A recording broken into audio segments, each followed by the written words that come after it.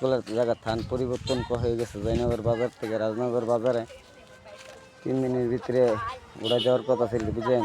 2 দিনই আমার অলরেডি আমি উঠে গেছি নিজের থেকেই মানুষ হতে করবো।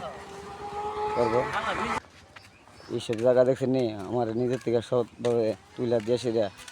হ্যাঁ, আমি নিজের থেকে আজকে বালুগুলো লয়ে আসি, আমি বহুত কষ্ট করে দিন দিতেছে মালামালগুলো লয়ে আসি। এখানে আমার কি কমিটি চলতেছি, আমি একজন কমিটি চেস করার কারণে 15 জন থেকে একটা মানুষ যদি চেস করে নিতো তো আমার এই লাঞ্ছনাটা হইতো না। কথা বুঝেন, সৎ পথে কথা বললে এই দেশের নিজে মানুষ আমি ভালো না। আমার এই কষ্টগুলা কোথায় লয়ে যাবো আমি বলতে পারতেছি না ভাই।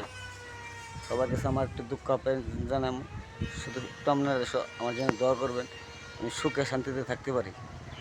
তবে যিনি এই মালগুলো আমার এতগুলো মাল নষ্ট করছে।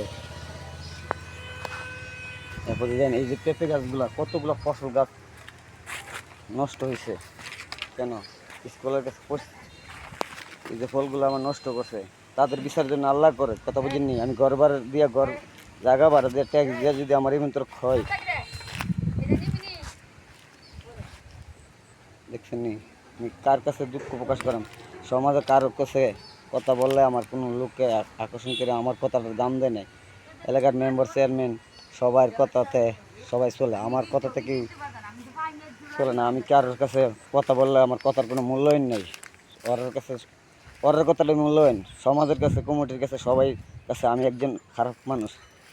কথা বুঝিনি, খারাপের নিজেকে আমি সবাই যদি আমার খারাপ হয় তো আমি একজন চলাম কিভাবে? আমি একটু তো ভালো চলার মতন 10 জন আমি যে আপনারা একজন রাখবেন, আমরা সবাই তো ভালো, আমি একজন খারাপ মানুষ। খারাপ কিছু দেখেছি, আমার ফসলগুলো কি আপনাদের কাছে এরকম নষ্ট ছিল? আমি এতটুকু আল্লাহর কাছে বিচার দিই যে আমার রিজিক নষ্ট করছে, তার রিজিক জীবন আল্লাহ নষ্ট করে, তার জীবন আল্লাহ হসপিটালে প্রতিবন্ধী করে রাখে। কথা বুঝেননি, আমার দুঃখ কষ্ট কোনো ইয়া নাই, আমার কোনো আফসোস নাই। আমি এই মালগুলা লইয়া আমার এতটুকু টানা হেসে কষ্ট হইতেছে। কথা বুঝেননি, কোনোদিন পরিশ্রম করে নেই, পরিশ্রমের হারগুলা দেখাইতেছে আমি যে একটু কী করে থাকতে পারতেছি। রাজনগর ভাই, আপনার যার যে যেখানে মালামাল লাগে রাজনগর একটু যোগাযোগ করবেন, আমার নাম ঠিকানা দিয়ে দিব, ঠিক আছে।